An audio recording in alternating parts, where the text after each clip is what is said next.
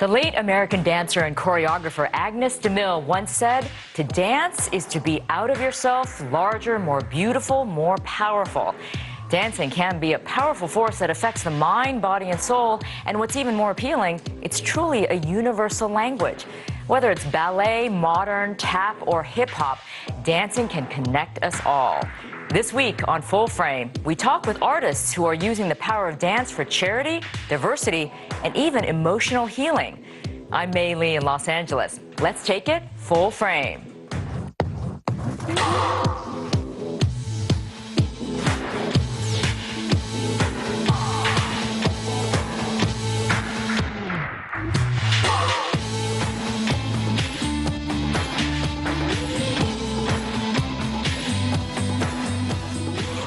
Welcome to Full Frame. Well, my first guest is a dance pioneer, producer, and philanthropist.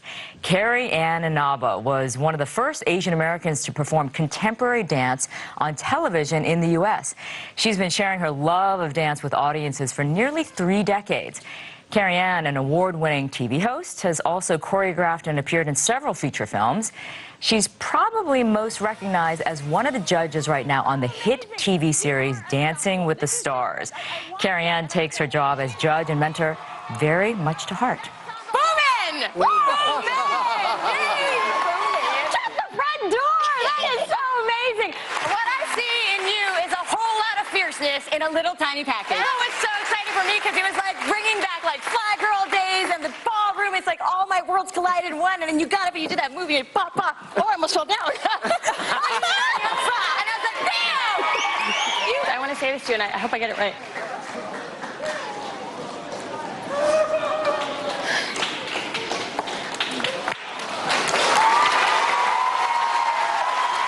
Oh, I think I'm going to cry. Here to talk, You're going to make me cry again. Right. Well, here to talk about her career and giving back at all about the dancing world, Carrie Ann. So good to have you on Full Frame. Thank you. Thanks for just making me cry right off the bat. I know. I was just like, oh, I feel my throat choking up here. Such a moment. I know, it really wasn't. We're going to get to that in a second. Okay. But I have to first start off by saying I'm so proud of you. Oh. As a fellow Asian American female, breaking into an industry and a field that really you didn't see a lot of Asian Americans doing dance, right? At least I didn't when I was growing up. So it's pretty phenomenal that you made it into a career and you made it your own. So how did you do it? I mean, first of all, what got you into dance?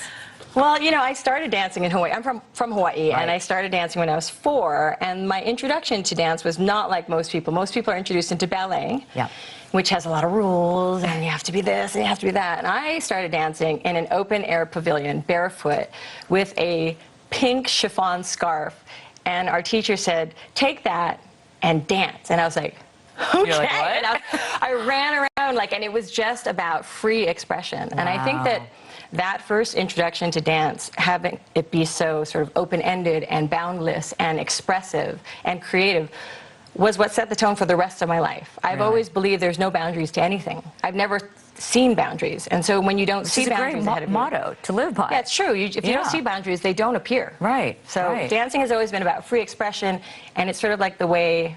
It's just the way I express. I mean, we're alwa's dancing. Yeah, it's the idea of just free movement. Yes, for free you. movement and expression from your heart, and it's about communication and life. It's so much more than just pas de bras, tambe. I never really liked that. I never really liked ballet. Actually. Too much structure. Yeah, for you? Too much structure for this person. Right, and you're Hawaiian.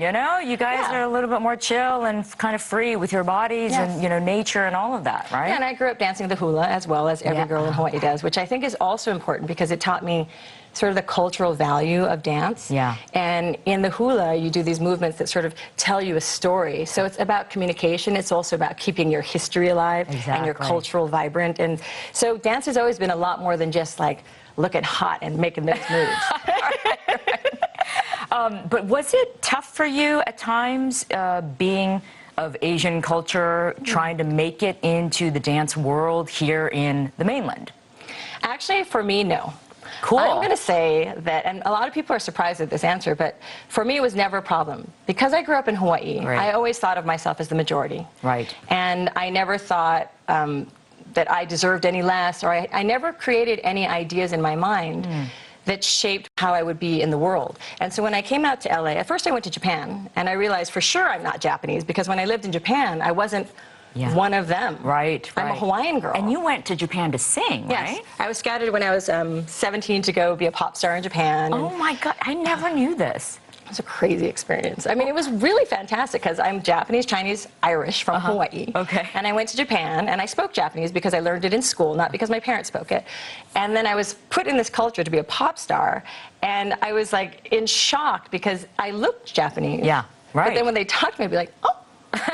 What? Something doesn't compute. Yeah, really? It was fascinating. And then when I came back to the United States, because I released like 3 albums or 3 singles in Japan. That's when they used to do singles. This was like before CDs, right? Like 45, a long time ago. And I danced on the show, and I realized that I didn't like being the star.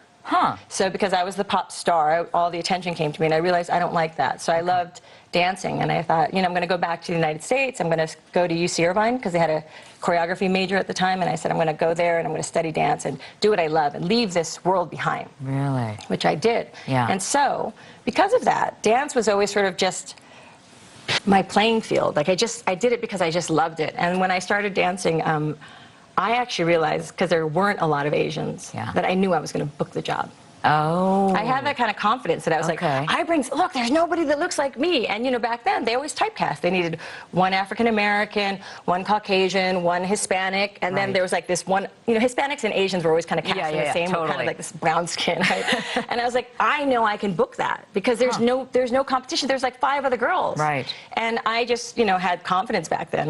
When you're young, you're kind of clueless. I was naive, and I was like, and that was probably a good thing for you, And because I walked in with confidence, I didn't have any ideas of that I'm any less or any constructs in my head. Right. Everything was sort of open to me. Yeah. Yeah. And I studied, and I knew the business, and I knew, like, I'm not going to book the job when they want somebody who's 5'7" and out. I'm going to go for the jobs that they want somebody who's 5'5" and athletic. And I'm going to book it. Right. And I'm going to be the only Asian who's going to book it. So you were actually kind of methodical about it in some ways. Yeah. And it was never a problem to me. Yeah. Never a problem for me. That's great to hear. That's I'm very really fortunate, because I know that's not the case. But it's also your confidence, too. I think that probably exuded from you. It's the circumstances that life gave me. Yeah. I'm very lucky for the circumstances, the way my mom gave me so much confidence. She was like, you're not Japanese, you're Chinese. My dad's like, yeah, you're Japanese. So I was like, I am neither. I'm Hawaii. Okay. So I may look Japanese, Chinese, and a little bit Irish when I drink. But outside, really, I respond well with being a Polynesian Islander, an Island Pacific. And that's your identity. Asian Islander. Yeah. Asian Pacific Islander. Asian Pacific Islander, very cool. Well, let's talk about Dancing with the Stars. I mean, talk about a mega hit that just continues every season to just draw in viewers and really move people to tears often, as we sometimes see you do. But when they approached you to be a judge initially, was that a no-brainer, or did you have to give it some thought? Well, it was an interesting time because they brought in every choreographer in LA. So it was an honor just to be in the mix of who they were talking to, because they brought in all the choreographers, and these were the people that I grew up dancing for, and it was exciting. Wow. And I was working on So You Think You Can Dance at the time. I was the choreographer for that show, working with Nigel Lythgoe. And then they said, this spot has opened up. And I wasn't sure, because So You Think You Can Dance is more the dance world that I'm from. I'm not a ballroom dancer. I am from the world of contemporary jazz and hip-hop. Right. And so I wanted to do So You Think You Can Dance, but then there's something about Dancing with the Stars. It was just so bizarre, this ballroom dancing that we hadn't really seen on such a major scale before, that it touched my heart. And I've always believed you go where you've never been before. Like, always take the more dangerous choice, the one that's more risky. Take a risk. Yeah, right. And so I was like, I don't know what that is. I'm a little afraid of it, so I'm going to go there. And we were just very fortunate because I didn't meet Len and Bruno until the first day of taping. No way. Like, I had interviewed with every other choreographer from America, but nobody from there. And then they decided they didn't like anybody else. They just chose me. So that was a huge honor to be chosen amazing. as the American representative. Yes. Wow. And then Len and Bruno, you clicked. We're family. The 3 of you clicked so well, so instantaneously. I'm so lucky. Yeah. That's the longevity for me. I've been able to do that show now. We've 22 seasons now. It's a long time. Incredible. It's a long time. That is great. It's going to keep going. You know that, right? Well, let's hope. You never know. I'm just grateful to be on it. I'm grateful that we've been able to spread messages and positive, encouraging messages about dance to people. And I'm honored. I'm honored to be on that show. Yeah, yeah, and it's so much fun. Well, we're going to take another look at a clip with the most recent winner, Nala DeMarco, yes, right? Yes. Incredible story. We'll talk on the other side of it. Let's take a look at this clip. I didn't expect that. I was like, wow, this is amazing. It's so fierce. And then you went into silent mode, and I just, like, I've seen a lot on this show, 22 seasons, and I've never seen anything like that touched me so profoundly. You really are educating us about what it is to dance the way you're dancing, and it was so profound to see it without anything and just know that that's what you're doing every week. It was like, thank you for the gift. I feel honored that I got to experience dance as you've experienced it with PETA. You guys are brilliant. He was amazing. Really astounding, like mind-blowing. Everybody was so moved by his performances every week. Yes. Clearly you were. Well, I'm the emotional one. Yeah, I just let my emotions flow. You know, our show has had a few people with what are supposedly called disabilities. And what's great about Dancing with the Stars is it allows them an opportunity to show that they are not disabilities at all. And that dance, what's been my greatest lesson from the people who have had the courage to come on when maybe they didn't have dancers form, right? Nigel included, that he can't hear the music. They have taught me how much more dance can be than just movement to the music. And you know, and that's where I come from, as dance as expression, dance as a tool for healing. Right. And seeing Niall, who basically has been dancing his whole life, if you think about it, because sign language is movement to communicate. You're right. So I actually kind of felt like, in some ways, he had such an advantage because he knew how to express himself without words. And that's why his performances were extraordinarily touching. Yeah. And it was really wonderful to see him take it all the way to the end, especially because for him, when he danced, you didn't see his disability. We've had other people, like 2 seasons ago, we had Noah Galloway, who had one arm and one leg and was incredible, made it to 3rd place with Sharna Burgess. And I got to choreograph something for him, and it was just really powerful to interact with these people. They inspire me so much, you know. They have the courage to do things that, you know, sometimes in life we forget. We get comfortable in our lives. We don't like to take for granted risks. constantly. Yes, and you have to take risks. And these people take risks, and now they're breaking boundaries, you know? Well, we were talking about how dance and movement is so important and can be very therapeutic. So I want to get this right. You are a spokesperson for the Andrea Rizzo Foundation, and that helps fund a therapy program, right, called Drea's Dream. Tell me a little bit more about that program. I've been the spokesperson for the Andrea Rizzo Foundation for 8 years. I actually met Susan, who is the founder, at Dancing with the Stars. She was sitting like 2 seats next to me, and we just had this energy, and I was like, what do you do? She's like, I have this organization, the Andrea Rizzo Foundation, and we provide funding for Drea's Dream, which is a pediatric dance therapy program. So they go into hospitals and now public schools, and they work with children who are ill or are going through things, and it helps. We give them dance therapy with licensed therapists to help them transform, once again, to help them heal, to help them sort of cope with what's going on. We started it with pediatric cancer patients, and the first time we did it was at Mattel Children's Hospital, and it was amazing. I was there that day, and like I said, you can learn so much from a child who's going through cancer. And no child should have to go through this. And, no, never. You know, when you are sick like that, you give your body away to the doctors. Your body is no longer your own. So they're in there like, at this time they get this IV, at this time they get this shot, at this time they do this therapy. Most of it is uncomfortable. And so dance therapy, we come in and we give them a chance to express themselves, so we kind of know what's going on. We access their emotions, and then we sort of help them express and articulate what's going on inside of them, and we give them a way to let it out.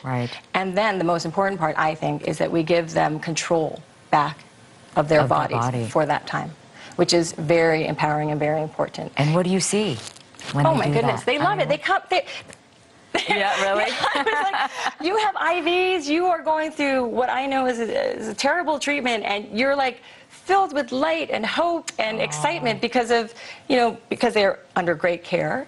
And part of the great care is the dance therapy. And it's just been wonderful. And I think it goes back to when I was 4 years old. You know, that's what dance has always been. It's always been a healing, expressive And feeling way free. Of being. Yeah. Yeah, that's great that you do that, Carrie Ann. I know you have another passion, which I share with you. Yes. Animal activism, right? And animal welfare. So tell me about that work, because I want to be your friend when it comes to stuff like that, because I'm obsessed. I love animals, and I love the idea of caring for animals and animal welfare. So tell me what you do. Well, okay, so I have an organization it's a 501c3 called the Animal Project Foundation. And what we do is we provide emergency rescue grants, medical grants to animals that are on death row at our local shelters. Because as you know, there's a huge animal overpopulation crisis. Yep. And our shelters are overflowing with animals. And because there's a shortage of space, unfortunately, some of these shelters have to put them to sleep. Like pretty quickly. Pretty quickly. Yeah. Cats and dogs. And I think the statistic is over 7 million go in, and half of them don't come out alive and don't get a chance. So what we do is we provide funding to all these other organizations that go in and save them. I do a lot of emergency rescue grants because a lot of them come into the shelters and they're very ill. Yep. And they need a second chance. And I've always related to animals because kind of like I became a dancer because I wasn't comfortable speaking. Yeah.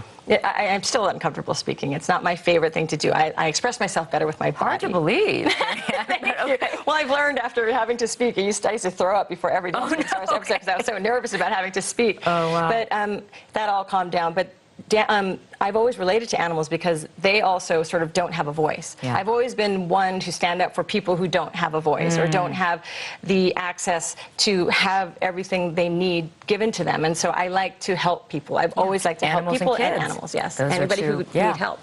And so the animals are a big deal. I have 5 rescues at home. Oh, you do? I have 2 cats and 3 dogs, and 2 of them were found on the street in Compton, and they were hovering in the corner. Oh. And I was supposed to foster them, which means take them in and sort of. That never happened.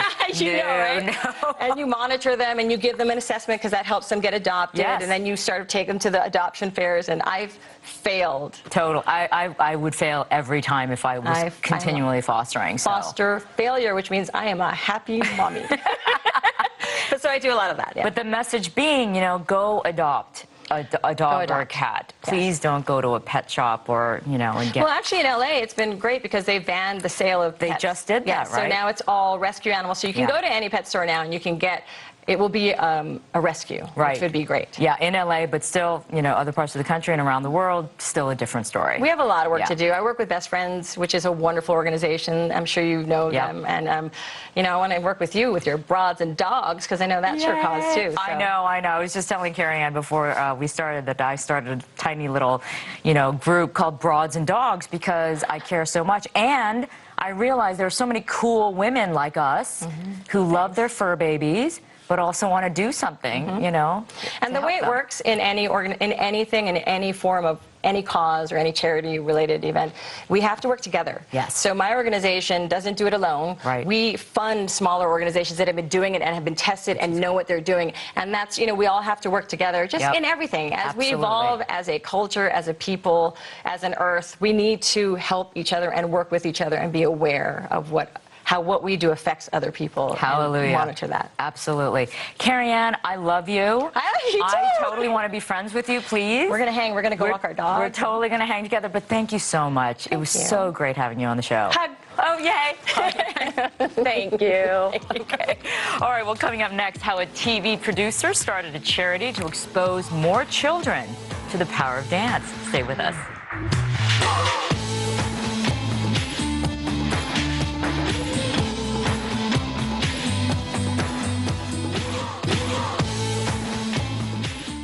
English TV director and producer Nigel Lythgoe is perhaps best known for executive producing the wildly successful TV series Pop Idol in the UK, then bringing it to the US and launching the mega hit American Idol.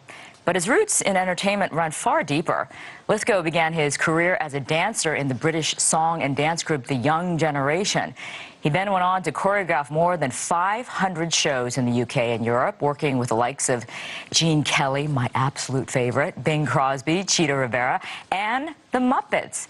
He's also the co-creator, producer, and head judge on the award-winning global talent show So You Think You Can Dance. Recently, Her Majesty the Queen even appointed him to the Order of the British Empire for his work in education, charity, and the performing arts.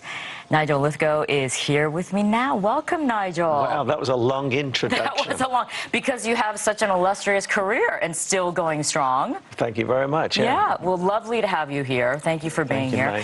Let's go back a little bit in time. You started tapping when you were 11 years old, is that correct? Right, yeah. But your father had a condition about you starting to dance, didn't he?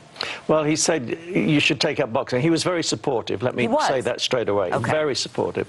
And he said you should take up boxing purely and simply because, you know, you might be called a pansy or a sissy for dancing. Okay. Because it's always had a stigma for some reason. And I think we're losing that now, I have to say. Yeah, I was going to say, it's slowly changing, right? Yeah. But what happened was all my friends realized, as I did, that the best-looking girls were in the dancing school.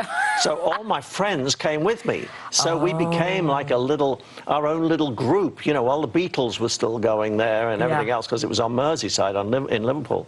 While the Beatles were going strong in their group, we had a little dance group that went around all of the little amateur operatic societies. And all boys? All boys. How fantastic. 6 of us. And did it work with the girls? Yes. I love it. Well, what was it about dance for you that you love so much? Showing off. Showing off? Basically, yeah. I started tap dancing. And whether it was just because I was a boy doing it, but I would win the festivals and the competitions.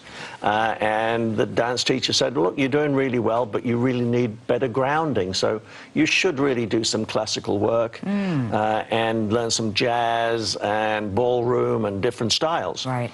I looked terrible in powder blue tights, I can tell you. It was not a joy. It's hard to pull off for anyone, I think. Well, I never used to pull them off. It was pulling them on was the trouble.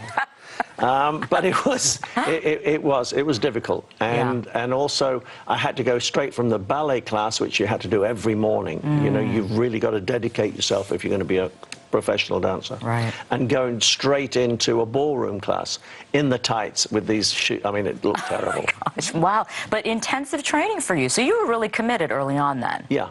Yeah, it literally started in a talent competition on a pier, rather like we have in Santa Monica. Right. And there was a little talent show on the end of it, and I got invited to the finals in a theater, and the girl that beat me did a song and a tap dance. And that's when I went back and said, I want to learn to tap. It looks great. I saw Sammy Davis Jr., who really inspired me. Yeah. Of course, the Fred Astaire's and the Gene Kellys was sensational. Amazing.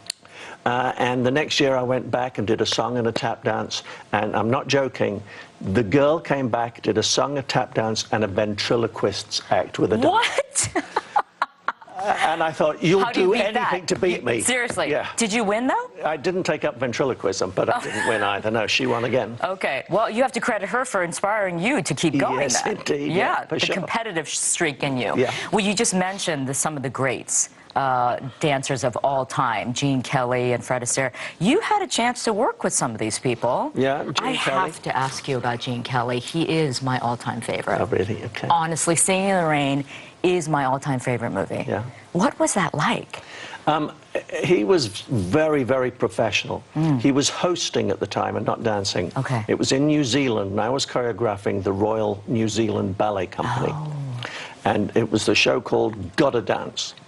And it was a tiny studio, but they wanted to make it look huge, so they put a spotlight right at the back of the studio to make it look vast. Okay. And they couldn't have any cameras there, so they had one camera on this huge wide angle, and he stepped into the spotlight and said, good evening. Oh. And then they had to do it in the close-up. And just a little bit, rather than just standing there and saying good evening, he just leant back on his back leg as though he'd moved into the spotlight and said good evening. And that one little move was so professional that he realized that there was a movement into good evening.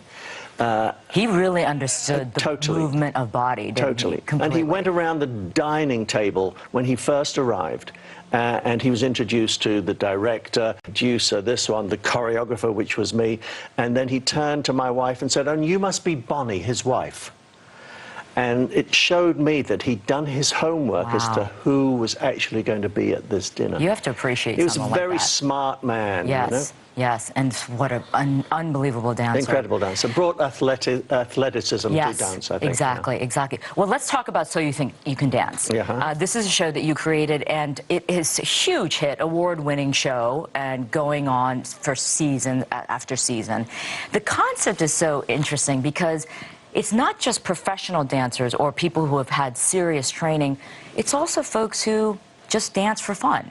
Yeah, when you say dance for fun, they dance because they have to as well. And I think everybody that's on the show dances because they have to, whether it's their one way to express themselves or it's because they just love doing it. They've all worked so hard at it. So even though you haven't been trained, these kids that do mainly, you know, hip-hop are in their bedrooms watching videos, working out every single articulation you can get out of a joint, and spend hours doing it. So they train themselves. They look at YouTube. They look at other dancers. And that's, I guess, how dancing has changed in some ways, is that from the street. Yeah, and let's just go right back in time and say we danced long before we spoke.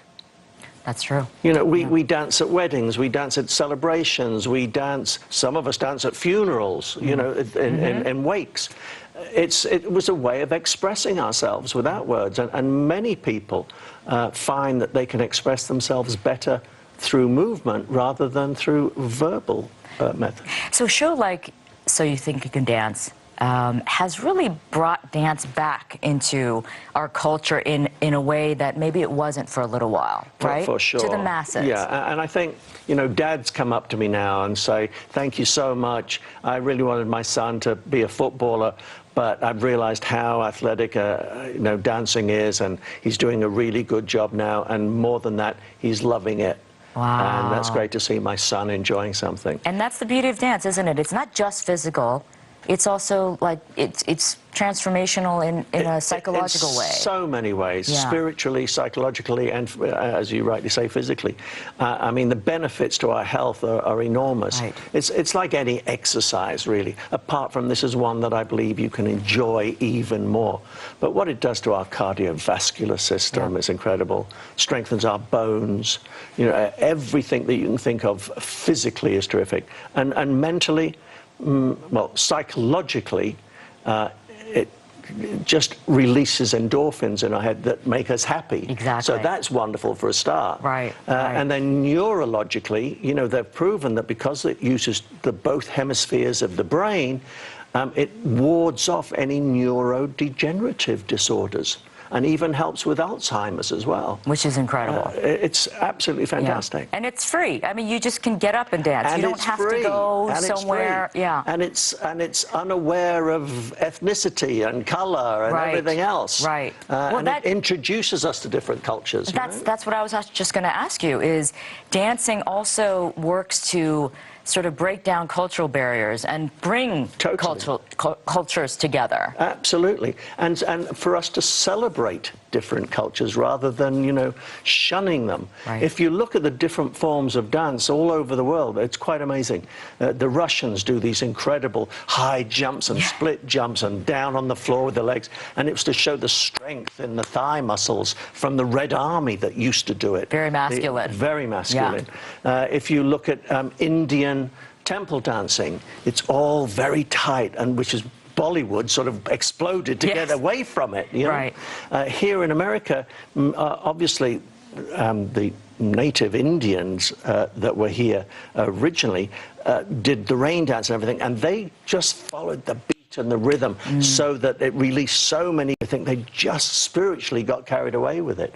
So all the different styles of dance from all over the world is just remarkable to see how they developed out of the lifestyle of the indigenous peoples. Is there a particular memory for you in terms of having done the show and seen so many contestants, or anywhere else during your dancing career, where you've seen such an incredible transformation in somebody? it's amazing, you know, to go around, and whether it was American Idol or So You Think You Can Dance, to meet so many talented kids and to hear their background stories. And so many of them are heartbreaking. Yeah. And the only way out of their lives at home was to dance. And to be able to express themselves that way. It gave them a community. It gave them, you know, their social awareness. It gave them etiquette. It gave them self-belief, self-confidence. And it probably empowered them too, it right? certainly did. Yeah. And it's heartbreaking. And really it's what led us into creating the Dizzy Feet Foundation, believing that, you know, any kid should be allowed to dance. You beat me to the punch. I wanted to ask you about your foundation, Dizzy Feet.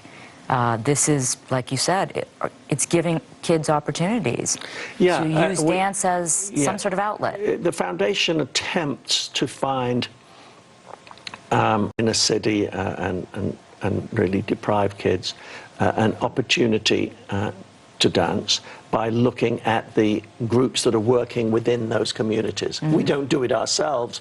We just, you know, find a community group and say, okay, we'll invest in you. Please help your community. We also give scholarships to great dancers, but found that great dancers will always be survivors, you know. But it's the kids, and certainly with autism now, we're finding that it really helps autistic kids that can't focus to start with and find it really hard to have any feelings show, that you put a piece of music on and just get them doing simple moves, and they love it. Wow. And they high five and actually touch another person. It's wonderful to see how they transcend from in their own little world into this world of all of us. Right, right. A sense of belonging. Yes. For a change. Well, speaking of kids, you now have another show called So You Think You Can Dance Next Generation. Yes. These are for kids 8 and 13 to 13, right? Yeah. So these are young kids. Yeah. Why do this show? Well, number one, we wanted to change it up. We've been doing So You Think You Can Dance for 12 seasons. Okay. We had to find something else just to brighten it up. And we wanted to look at the next crop, really. I mean, we've seen how this generation that we normally work with, the 18-year-olds, have blossomed. What's the next generation? Remembering that they weren't alive when this show began. Oh my gosh, you're right. Isn't that scary? You're so right. And so have we inspired them, and have the dancers that have been on So You Think You Can Dance inspired them? Right. Well, not only have they inspired them, they're now going to be dancing with them. It was that, and originally I was in two minds. Do I really want to do this with kids, and is it right? And we're going to be rejecting them. Right. And suddenly realized, hey, these kids are in competitions all the time. There's no losers here. You either win or you don't win. But not winning doesn't make you a loser. Do they get that, though? Yes, they do. Okay. But only for their own survival. Okay. Kids are very, very tough, you know. They're resilient, but really there's some tears and some upset little kids, and one little girl that vomited all over Paula. No. Yeah, bless her. She was so excited. She'd gotten through, and the producers asked her after this event and said, what happened? She said, well, Nigel gave me a ticket to the Academy, and I was really happy. And then Paula hugged me a little too hard, and all of the happiness came out of my mouth. Oh my God! I hope Paula was probably a good sport about it. Well, but that I'm sure she was. Been pleasant. No, she worked with Simon Cowell for a long time, and that wasn't that pleasant. That's right. Well, I wonder. You know, I'm sure a lot of these contestants, the adults as well as the kids, they go on to have stellar careers, and that must be really rewarding for you. Yes, I mean, a dancer's life is very short. Yeah. What it does do, though, is give such sort of interpersonal skills and shows people that you can actually focus and put yourself in this athletic position. It's great on your resume. It's great when you go for a job in anything and people see that you've been a trained dancer. purely and simply because it means that you can really focus on anything that's given to you. Right. Also, you know, the transitioning out of dance can take you into photography, can take you into choreography, can take you into production. In my case, production, direction, and a television career. Right, right, and successfully so, for sure. You have to work so hard, and you have to dedicate yourself in being a dancer that you can take that power and move it into other areas as well. Yeah, I mean, I want to share one quote with you, which I just thought was so appropriate. Martha Graham, of course, famous choreographer, dancer, she said, great dancers are not great because of their technique, because of their passion. Absolutely, and so true. Einstein also did great quotes, you know, about dance and about creativity and using imagination. And he said something like, logic can take you from point A to point B, but imagination can take you everywhere. Yeah. And I think my favorite quote out of everything is, especially for dancers, because they have to transition into so many other things, is bloom wherever you're planted. And whatever you're doing, you just have to do your best. Absolutely. Well, speaking of doing our best, I used to do a little tap in ballet when I was younger, just like a lot of little girls. Right. But since you're here, I would love a little tap lesson from you. Could you do that for me? Sure. You've done tap before? I have, but it was a long time ago. Well, you know that tap, you know, you just can't learn overnight, which is why we don't do that many tap routines on So You Think You Can Dance, because you need to train your ankle. Right. I haven't tapped in a long time. I don't have tap shoes. And I have super high heels on, but this is the challenge, so we're going to try.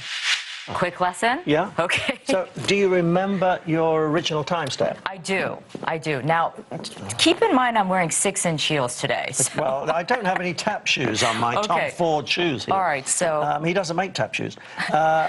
So, I'll just remind you of it. It was...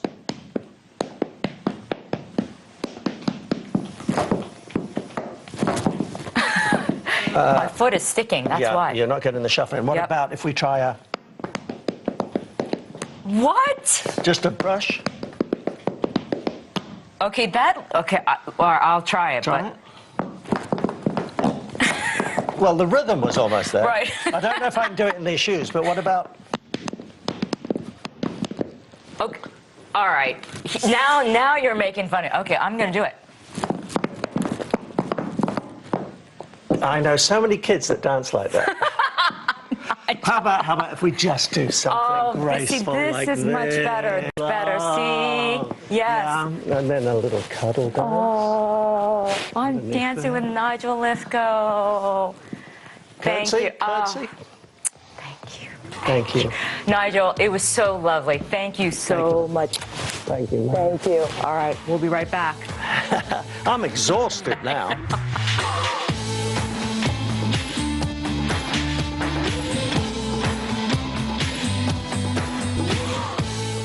Welcome back. Well, for centuries, dancers of European descent have dominated the traditional world of ballet. But African-American dancer Kayla Rouser of Nashville Ballet represents the changing face of today's modern ballerina. Breaking racial barriers by dancing lead roles in The Nutcracker, Sleeping Beauty, Firebird, and Swan Lake. She's also been featured as one of Dance Magazine's top 25 to watch, an honor given only to the most influential in the ballet world. She's outspoken about the importance of embracing all types of diversity in ballet and hopes to inspire the next generation of aspiring dancers to achieve their dreams regardless of race, color, or body type.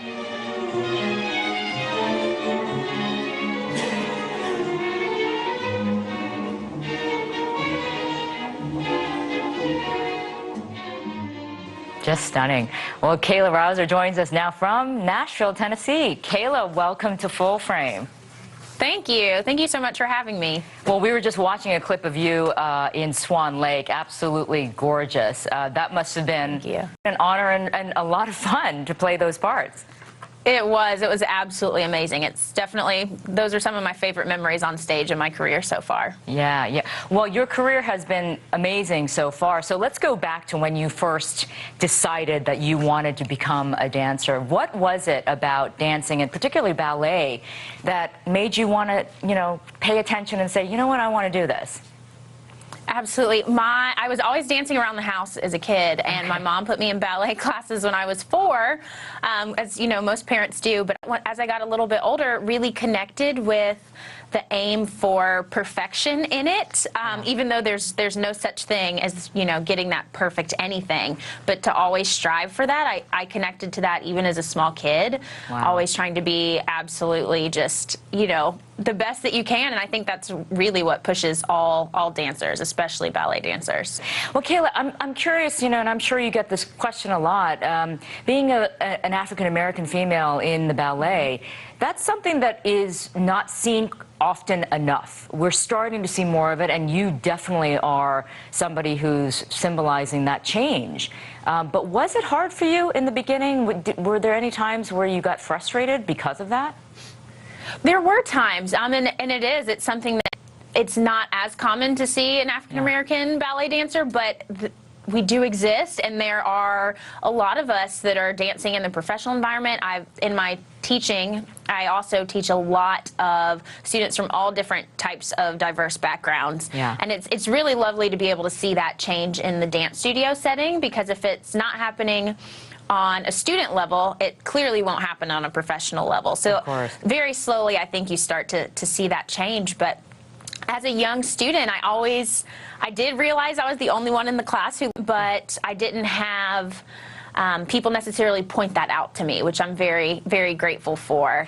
Were there times, and are there still times, when you feel like you have to be even better than every other dancer, because there may still be those, you know, either in the company or others watching or even in the audience saying, you know what, she's different, so she better prove herself?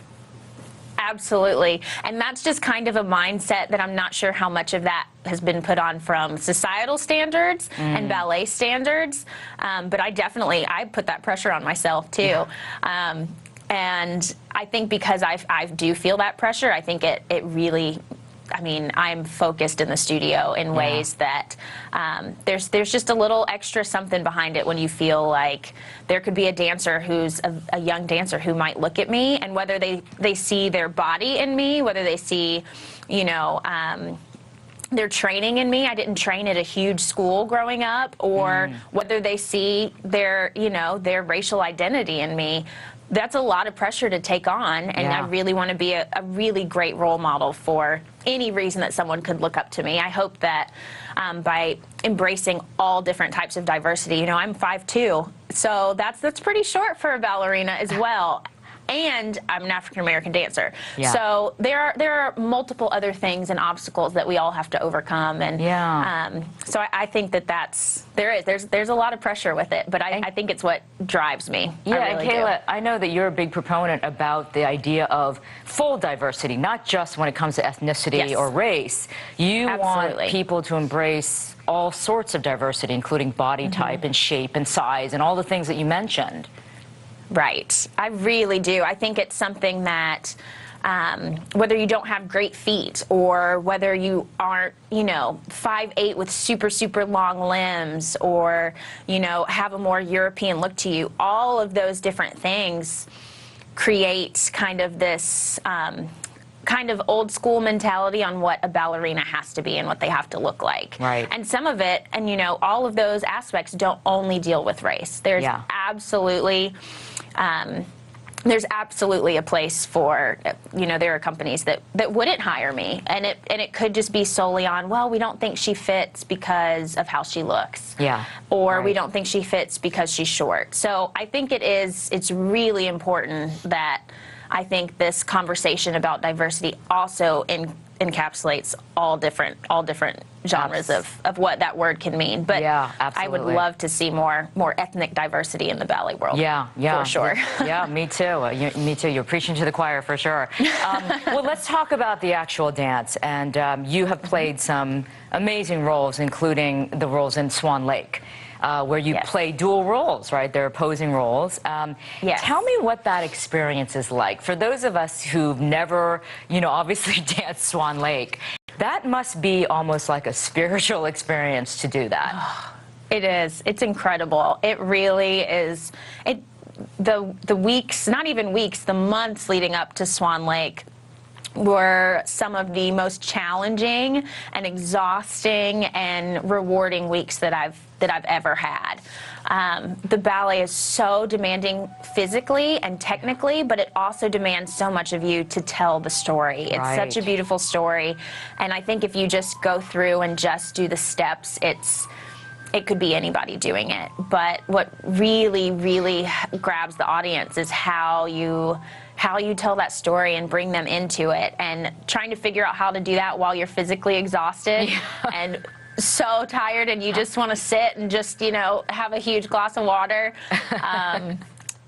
That's tough, but because of that, I believe I just feel like I can do anything after having done that role. It definitely gave me confidence a different kind of confidence than I had before dancing those roles. Yeah, what an iconic role for it to like make it such an impact on your life that way. So that's fantastic. Absolutely. Well, Kayla, I'm wondering the difference in the audiences that you see now compared to the past, where audiences were traditionally, you know, Caucasian because of the ballet, but are you seeing that shift in more diversity with the audience? Yes, I absolutely am seeing that change. Over the past few years, you know, I've had conversations with people in our development and our marketing team and just asking, you know, who's coming to our shows? Who is it that's coming to see this? And it's, you know, anytime I get photo ops after shows now, it's not always people who are Caucasian. Sometimes it's very, very broad and diverse groups that are coming, which is very exciting to see.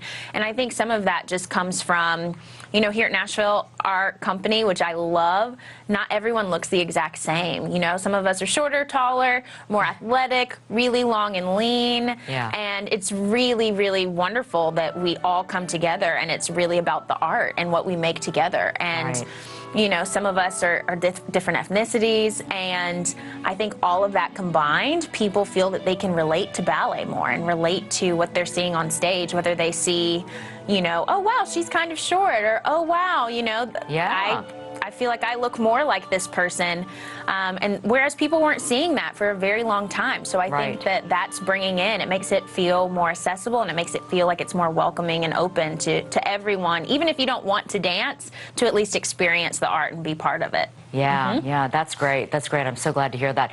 All right, well, thank you so much, Kayla. It was a great honor, and it was so much fun talking to you. So keep up the grip. Thank you. Thank you so much for having me. This has been wonderful, so thank you. All right. We'll be right back with this week's Full Frame Close-Up.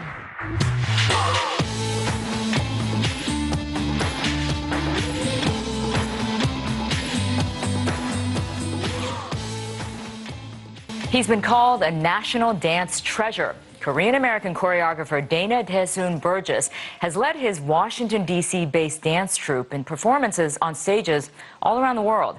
His latest work was inspired by photographs of the American Civil War. In this week's Full Frame Close-Up, we talk with this American cultural ambassador who strives to use dance as a universal language around the globe.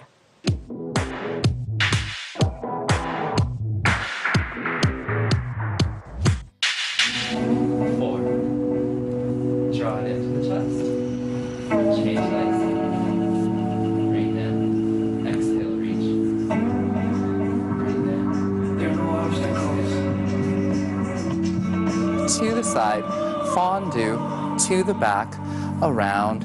Well, I believe that dance is a universal language. Grand plie, releve. Before all of humanity had different languages, we were all dancing. That's a universal. And down, up, shift, up, turn, 1. My name is Dana Daesoon Burgess, and I'm a choreographer.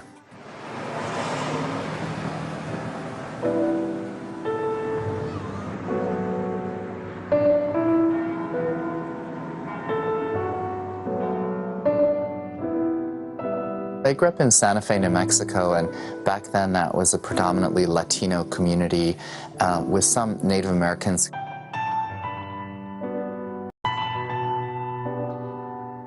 On my mother's side, my family is part of the first Koreans to reach America. So they came to America in 1903, and they were plantation workers on the Del Monte plantations in Hawaii. So I'm fourth generation Korean American. On my father's side, he was English, Scotch, Irish, German. And then he met my mom in the 50s, and they were both visual artists. So I grew up in a home that was constantly filled with the creative process. You know, as a child, I would sit and watch them paint or weave something or create a collage or, you know, make a sculpture. And I just love that process, and I think that's why I'm so drawn to collaborations with museums and with visual art. My father, he wasn't Asian, but he spoke Mandarin fluently, and so I grew up in a much more Asian household than I did a stereotypically American household because of that.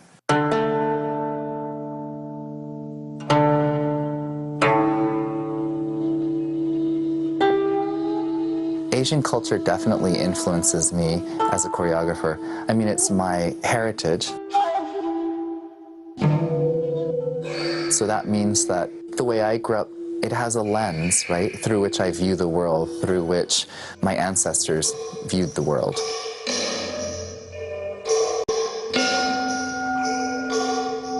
I didn't receive that gift of visual art, you know, that sort of eye-hand coordination, but I really use it in the choreographic process because I think of the stage or the proscenium as a canvas, and I sort of move the dancers around the canvas like brush strokes.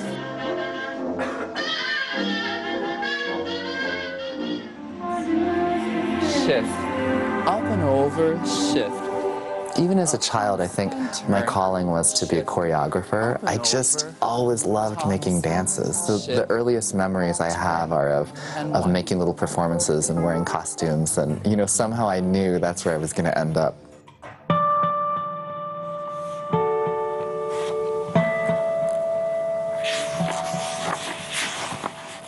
I start small. I start with research of the subject.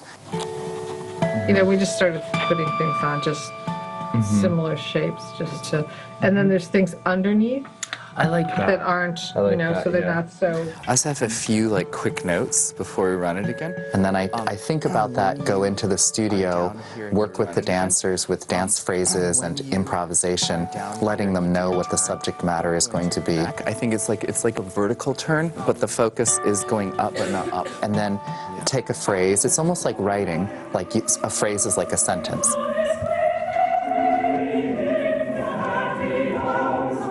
And then you expand that into a chapter, and then you make the novel.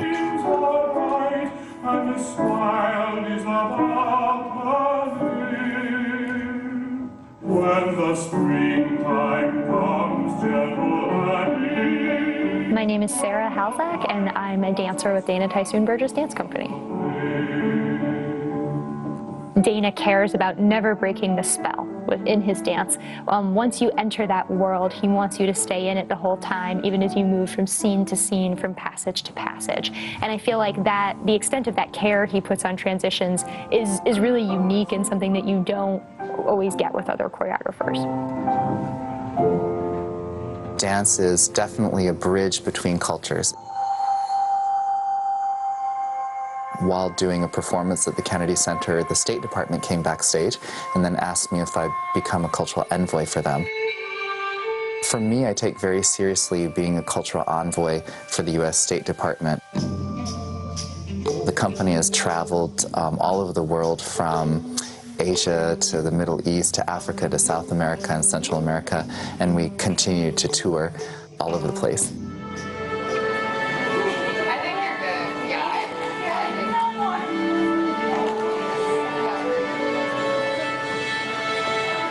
My newest work is entitled The Foster Suite, The Remains of Loss and Longing.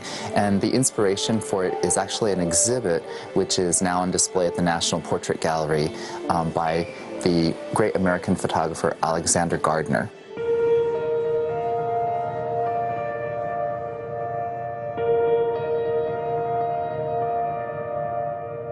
Photographs are these like little captured moments in time, right?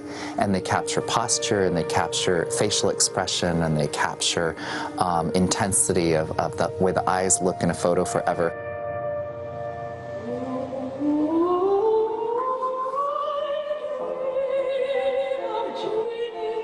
So that's what I want the dancers to do. There are moments where they suddenly just freeze on stage, almost like a photo. And so it's reminiscent of the exhibition itself.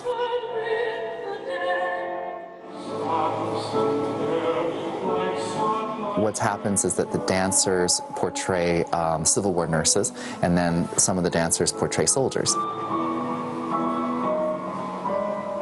Really having a dance, the overall feel of what I'm trying to portray through choreography is extremely important. My name is Filippo Yarsun, and I'm a dancer for Dana's Tyson Burgess company. Sometimes when we do this dance, I feel like we are actually expressing the emotions from these people portrayed in these pictures.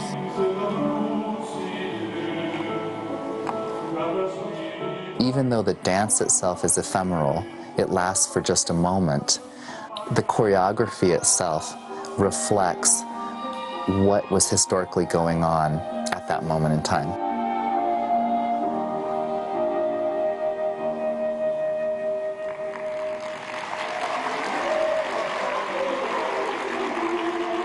What a special journey I've had to be able to make my art and to continue to make larger and larger pieces.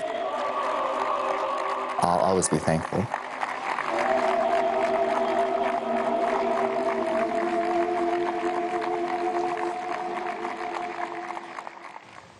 It's great that he's sharing his talents that way.